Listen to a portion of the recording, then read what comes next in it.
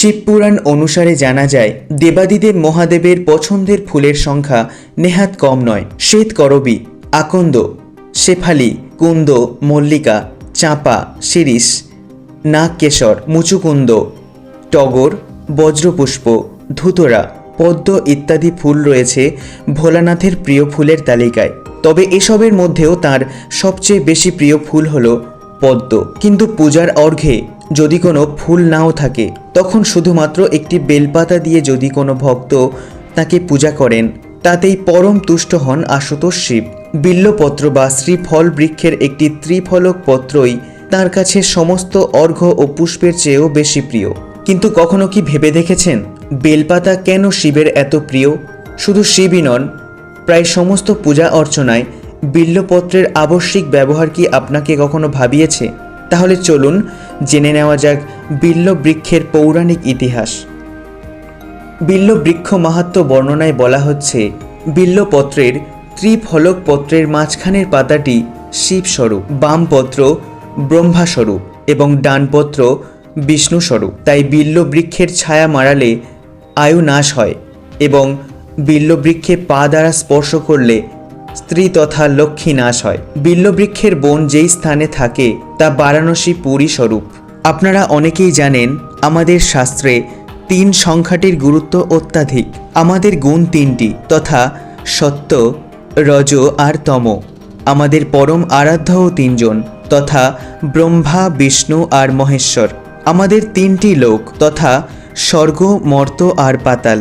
বলা হয় বেলপাতা এই ৩কেই বোঝায় একই অঙ্গে। তাই মহাদেবকে বেলপাতা অর্পণ করা মানে নিজের ৩ গুণ, ৩ লোক, সব দেবতা সব কিছু তাকে নিবেদন করা। একটি বেলপাতা তাই নিজেকে সার্বিকভাবে সমর্পণকে নির্দেশ করে।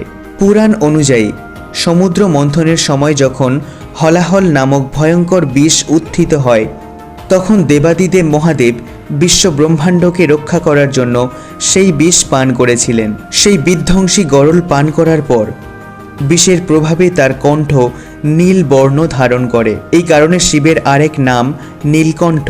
অন্যদিকে বিষের প্রভাবে গরম হয়ে উঠতে থাকে দেবাদিদেব মহাদেবের শরীর। তখন দেবতারা তার মাথায় গঙ্গা জল ঢালতে শুরু করেন। ঠিক সেই সময়ে তার শরীরকে ঠান্ডা রাখতে বেলপাতাও দেওয়া হয়। পরবর্তীতে বৈজ্ঞানিক গবেষণায় দেখা গেছে বেলপাতা রেডিও প্রোটেক্টিভ অর্থাৎ তেজস্ক্রিয়তা থেকে বেশ কিছুটা বাঁচাতে পারে বেলপাতা। তাই প্রায় সমস্ত দেবদেবীর পূজায় বিল্লপত্র আবশ্যক। তবে অসম্পূর্ণ বা ছেঁড়া বিল্লপত্র ধর্মানুষ্ঠানে অর্পণ করা হলে তা পাপ কার্যের সঙ্গে তুলনা করা হয়। বিল্লবৃক্ষ ও পত্রিকা সম্পর্কে জ্যোতিষশাস্ত্র বলছে, বাড়ির উত্তর পূর্ব দিকে বেলগাছ থাকলে সম্পদ প্রাপ্তি ও অশুভত্ব থেকে মুক্তি মেলে। বাড়ির পূর্ব দিকে বেলগাছ থাকলে বিভিন্ন সম্পদ ও শান্তি লাভের নির্দেশ করে। বাড়ির পশ্চিম দিকে বেলগাছ থাকলে সুসন্তান লাভের পথ প্রশস্ত করে। বাড়ির দক্ষিণ দিকে বেলগাছ থাকলে দুর্ঘটনা থেকে মুক্তি পাওয়া যায়। এছাড়াও আয়ুর্বেদ শাস্ত্র মতে শারীরিক প্রয়োজনেও বেলগাছের ভূমিকা অনস্বীকার্য। বেল ফলের গুঁড়ো দুধের সাথে পান করলে রক্তাল্পতা থেকে মুক্তি পাওয়া যায়। হাই ব্লাড সুগার রোগ নিরাময় করতে বেল খাওয়া খুবই উপকারী। বেল ফল ঠান্ডা জলে ভিজিয়ে মিছরি সহকারে পান করলে লিভারের সমস্যা দূর হয়। বেল ফল সর্ষের তেলের মিশ্রণে যদি কোনো ব্যথায় মালিশ করা হয় তবে খুব উপকার পাওয়া যায়। বেলের গুঁড়ো যদি ক্ষতস্থানে লাগানো হয় তাহলে খুব তাড়াতাড়ি উপশম হয়। বেল ফল চিনির সঙ্গে সেবন করলে স্মৃতিশক্তি বৃদ্ধি পায়। এবার জানব বেলগাছের জন্ম সম্পর্কে শিবপুরাণে বর্ণিত সেই মনোমুগ্ধকর কাহিনীটি। বৈকুণ্ঠে সেদিন লক্ষ্মী দেবীর মন বড় উতলা হয়ে উঠেছিল। কেন জানি না বারবার তার একটা কথাই মনে জাগছিল যে তিনি তো সবসময় স্বামীর সঙ্গেই থাকেন, স্বামী ছাড়া আর কিছুই জানেন না। স্বামীও তাকে ভালোবাসেন ঠিকই, তবুও তিনি কি তাঁর স্বামী শ্রী নারায়ণের সবচেয়ে প্রিয় হয়ে উঠতে পেরেছেন? উতলা মনের সেই ওঠাপড়া নিয়ে তিনি স্বামীর কাছে এলেন। অনন্ত শয্যায় শায়িত বিষ্ণুর পায়ের কাছটিতে বসে পদসেবা করতে শুরু করলেন। পায়ে স্পর্শ পেয়ে বিষ্ণু চোখ খুললেন। তাঁর চোখ পড়ল লক্ষ্মী দেবীর চিন্তাচ্ছন্ন মুখের দিকে। তখন তিনি তাকে জিজ্ঞেস করলেন, হে দেবী, কিসের চিন্তায় তুমি কষ্ট পাচ্ছ? আমায় খুলে বলো। সামান্য দ্বিধায় একটু ইতস্তত করে লক্ষ্মী দেবী বললেন, হে স্বামী, আমি জানি আপনি আমায় খুবই ভালোবাসেন, কিন্তু আজ কেন জানি না আমার মন উচাটন হয়েছে। কেবল মনে হচ্ছে আর সকলের চেয়ে সবকিছুর ওপরে আমি কি আপনার সবচেয়ে প্রিয় হতে পেরেছি। লক্ষ্মীর কথা শুনে জগৎপতি শ্রী বিষ্ণুর ঠোঁটে ফুটে উঠল সেই পরিচিত স্মিত মধুর হাসি।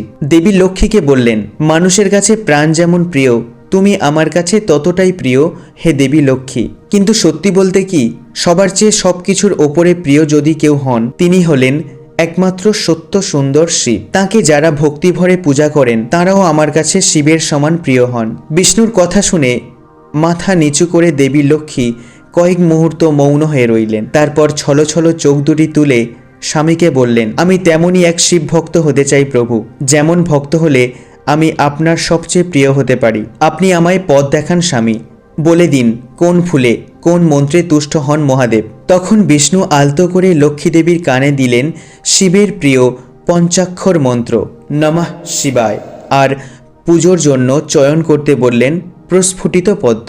বিষ্ণুর নির্দেশে বৈকুণ্ঠে স্বয়ং লক্ষ্মী সোনা দিয়ে নির্মাণ করলেন শিবের লিঙ্গরূপ। রত্নময় মন্দির গড়ে সেই শিব মূর্তি প্রতিষ্ঠা করলেন তিনি। তারপর শুরু করলেন আরাধ্য দেবতা শিবের নিত্য পূজা। প্রতিদিন প্রভাতে দেবী লক্ষ্মী সরোবরে গিয়ে নিজের হাতে চয়ন করেন প্রস্ফুটিত পদ্ম।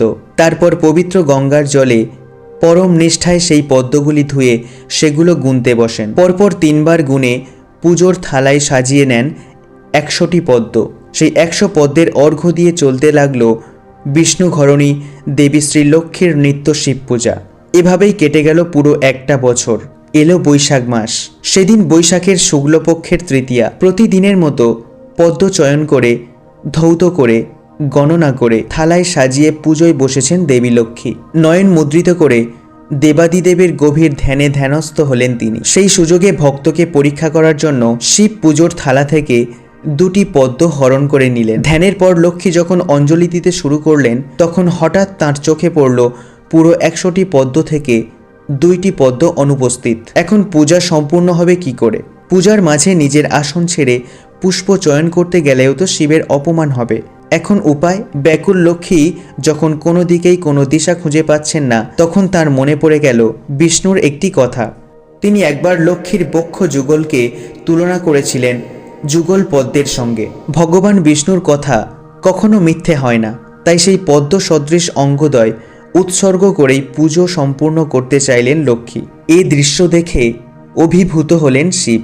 তাই ভক্তের প্রসন্নতা নিয়ে লক্ষ্মী যখন তার বক্ষ যুগল কর্তন করতে উদ্যত হলেন, তখন মহাদেব আর চুপ থাকতে পারলেন না। সম্মুখে আবির্ভূত হয়ে সে কাজে বাধা দিলেন তাকে। বললেন, মাগো, আমি আশুতোষ শিব, আমি অল্পেই তুষ্ট হই মা। তোমার মাতৃ অঙ্গ ছেদন করে আমায় তুমি অনুতপ্ত করেছ, প্রসন্নও করেছ। বলো মা, তুমি কি বর প্রত্যাশা করো? লক্ষ্মী শিবকে স্তবে তুষ্ট করে বললেন, হে ভগবান, দিতে হলে আমায় এই বর দিন, যাতে আমি আমার স্বামীর সবচেয়ে প্রিয় হতে পারি।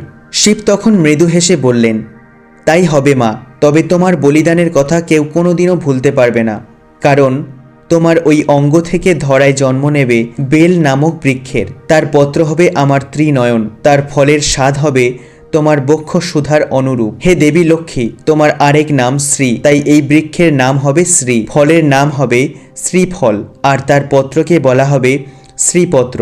যতদিন ধরায় চন্দ্র সূর্য থাকবে, এই বৃক্ষও ততদিন থাকবে। এর পত্রে পূজা পেয়ে আমি হব পরম তুষ্ট।